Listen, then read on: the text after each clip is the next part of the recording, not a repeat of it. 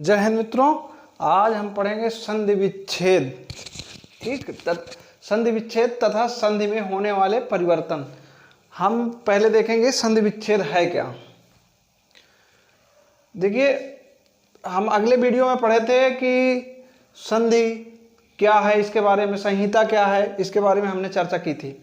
तो संहिता को ही एक प्रकार से आप संधि भी कह सकते हैं, क्योंकि संहिता नहीं होगी तो संधि भी नहीं होगी।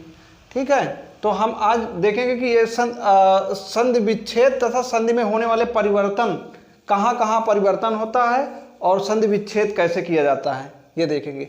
तो संधि विच्छेद क्या है, देखिए हमने यहाँ पे संधि विच्छेद की परिभाषा लिखी है।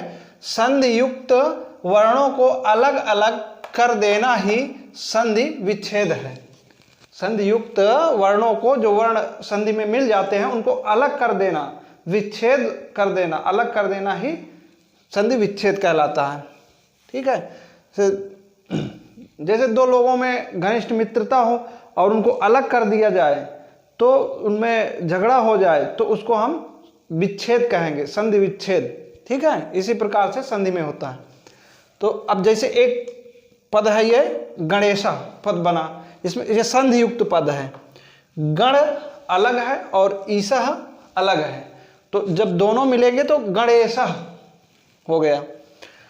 अब हम देखेंगे संधि में होने वाले परिवर्तन क्या है। देखो, हमारे पास कोई डिजिटल बोर्ड तो है नहीं, अब हम जो भी है उसी में लिख रहे हैं, इसी तरह आपको वीडियो देने की पूरी कोशिश कर रहे हैं। देखिए, अब संधि में होने वाले परिवर्तन यहाँ पे हमने लिखा है, छोटा छोटा हो सकता है ना दिखाई पड़ रहा हो।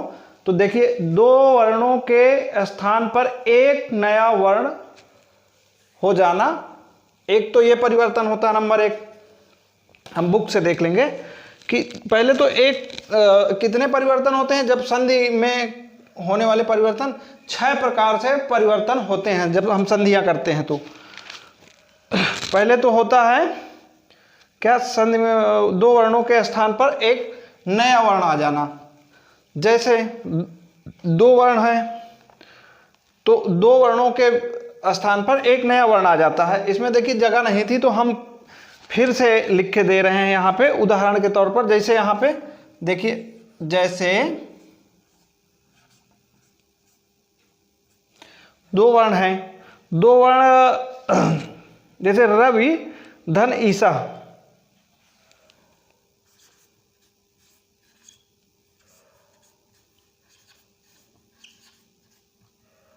रवि धन ईसा बराबर रवीसा।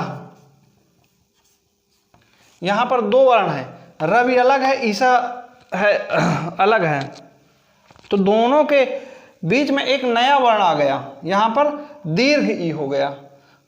ठीक है, तो इसको हम क्या कहेंगे, दो वर्णों के स्थान पर एक नया वर्ण का आ जाना। और एक शब्द मधुधन अरिहि, मध्वरिहि। अब हम यहाँ पर लिखेंगे नहीं, आप लोग समझ लीजिए। अब इसमें देखिए, केवल पूर्व वर्ण के में ही परिवर्तन। अब देखिए दूसरा परिवर्तन क्या होता है, केवल पूर्व वर्ण में। जैसे हम इसको मिटा देंगे, दूसरा वाला देखते हैं, क्योंकि जगह नहीं है बोर्ड में हमारे, है ना।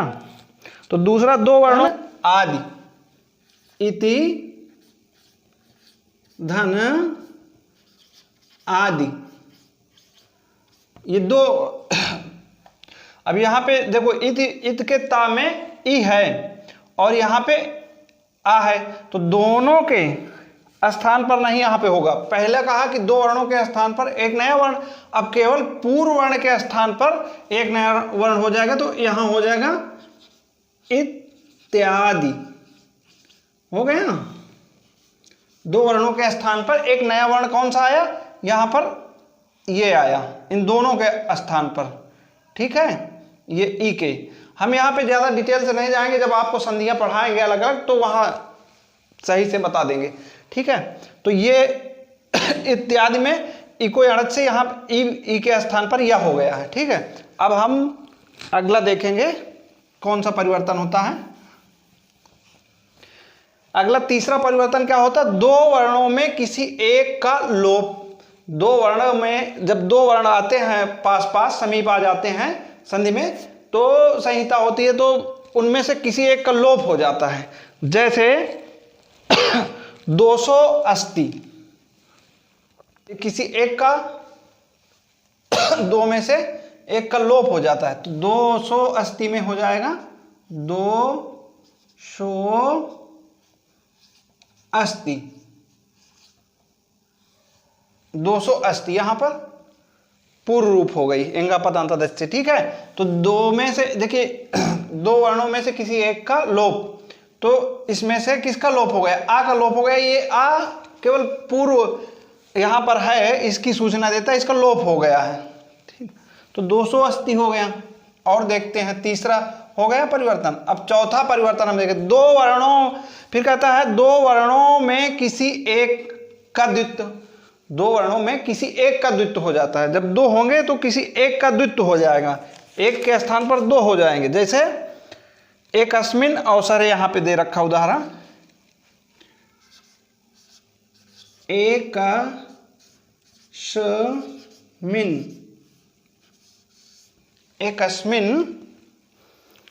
एकस्मिन धन अवसरे।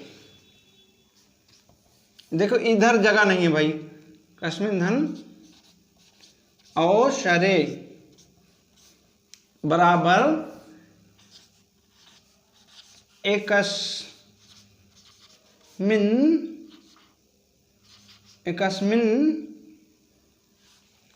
अवसरे।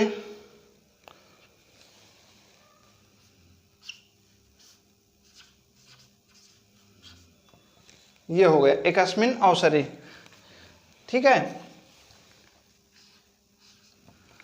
एकस्मिन अवसरे, एक किसी दो में से किसी एक का द्वित्व कह रहा है ये चौथा नियम। दो वर्णों में किसी एक का द्वित्व हो जाता है। तो यहां पे देखो एकस्मिन में ना है, अब यहां पे धन अवसरे, तो अब एकस्मिन एक ना है तो इसके स्थान पर यहां पे दो हो गए। ये देखिए एकस्मिन अवसरे यहां पे हो गए, एकस्मिन अवसरे, ये ना है, देखो ये और ना समझना कुछ, एकस्मिन अवसरे हो गया।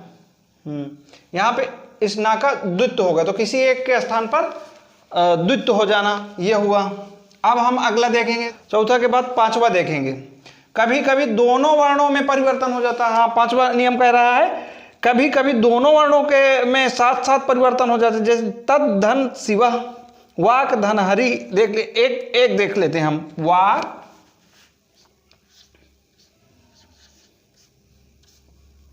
धन हरि, क्या कह रहा है? कभी कभी दोनों वर्णों में परिवर्तन हो जाता। पांचवा नंबर यही कह रहा नियम ना, तो बराबर वाग घरी, क्या हो गया? वाक धन हरि बराबर वाग घरी, ये बना। अब यहां पे देखो दोनों में हुआ है, यहां पे का है तो यहां गा हो गया, हा है तो यहां घा हो गया। तो कह रहा है कभी कभी दोनों में परिवर्तन हो जाता, तो दोनों में परिवर्तन यहां हो गया, वाग धन हरि बराबर वाग घरी ही। हाँ, अब अगला हम देखेंगे कौन सा परिवर्तन होता है जब संधि की जाती है, दो वर्ण जब समीप आते हैं। तो छठवां परिवर्तन क्या होता है? कभी कभी दोनों वर्णों के बीच तीसरे का आगम हो जाता। भाई आगम, तीसरे का आगमन होता है, तीसरे वर्ण का। कभी कभी दोनों वर्णों के बीच में तीसरा वर्ण चला आएगा। जैसे वृक्ष धन छाया, वृक्ष